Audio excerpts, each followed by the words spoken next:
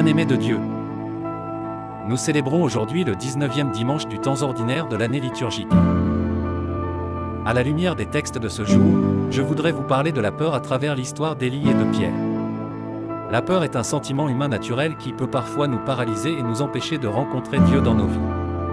Cependant, lorsque nous surmontons nos peurs et faisons confiance à Dieu, nous pouvons vivre des rencontres profondes et transformantes avec lui. Dans la première lecture, nous voyons la façon dont la peur peut nous éloigner de Dieu. Le prophète Élie est éprouvé et craint pour sa vie, il cherche donc refuge dans une grotte. Mais Dieu l'appelle à sortir et à se tenir devant lui, même s'il vit des événements effrayants comme un ouragan, un tremblement de terre et un feu. Ce n'est qu'après ces événements que Élie entend une voix douce et légère, et reconnaît la présence de Dieu. Cette histoire nous rappelle que dans les moments de peur et d'adversité, la voix de Dieu peut être difficile à entendre. La peur peut nous aveugler et nous empêcher de voir les signes de sa présence dans nos vies. Mais si nous faisons confiance à Dieu et sortons de notre zone de confort, nous pouvons être surpris par des rencontres inattendues avec lui. Dans l'Évangile, Pierre fait face à une situation similaire de peur et de rencontre de Dieu. Les disciples sont pris dans une tempête sur le lac et Jésus vient à leur rencontre en marchant sur l'eau. Au début, les disciples ont peur et pensent voir un fantôme, mais Jésus les rassure en leur disant « C'est moi, n'ayez pas peur ».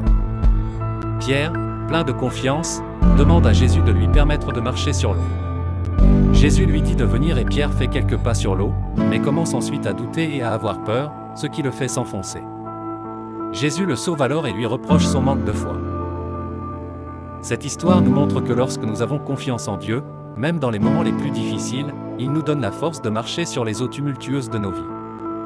Mais lorsque nous permettons à la peur de prendre le dessus sur notre foi, nous risquons de perdre de vue sa présence et de nous enfoncer. Comment pouvons-nous appliquer ces enseignements dans nos vies personnelles? Tout d'abord, nous devons reconnaître que la peur est normale et fait partie de notre expérience humaine. Cependant, nous ne devons pas la laisser dicter nos actions ou nous empêcher de vivre pleinement notre relation avec Dieu. Même lorsque nous faisons face à des situations effrayantes, nous devons garder les yeux fixés sur Jésus et lui faire confiance. Nous devons renforcer notre foi en connaissant la parole de Dieu, en priant et en restant connectés à notre communauté de foi. Ensuite, nous devons sortir de notre zone de confort et être prêts à nous aventurer dans l'inconnu. Cela peut signifier prendre des risques, aller vers les autres, être ouverts aux opportunités de service et de croissance spirituelle. Lorsque nous sortons de notre grotte, comme l'a fait Élie, nous permettons à Dieu de nous rencontrer et de nous conduire vers des expériences de foi plus profondes. Enfin, nous devons être conscients que Dieu se manifeste souvent dans les choses simples et ordinaires de notre vie. Il peut être facile de chercher des signes spectaculaires ou des expériences extraordinaires pour prouver la présence de Dieu, mais en réalité, il se manifeste souvent dans les petites et belles choses de notre quotidien. Portons donc une attention particulière à ces moments et laissons-nous surprendre par sa présence.